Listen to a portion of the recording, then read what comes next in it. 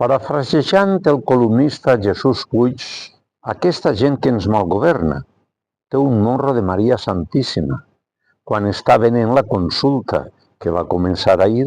com una virtut de la llei de llibertat educativa que no és capaç de garantir el dret a elegir, ja que cada 2 per 3 es penja el sistema, els codis que van adjudicar a les famílies de l'alumnat sovint no són bons i, a més, no hi ha transparència electoral perquè tot es fa telemàticament i amb el control de les raboses que han dit que tindran cura del galliner. No s'ho creuen ni ells, perquè són ells els que no estimen ni la nostra llengua, ni la nostra cultura, ni les nostres tradicions. Si el govern de Mazón volguera garantir els nostres drets lingüístics,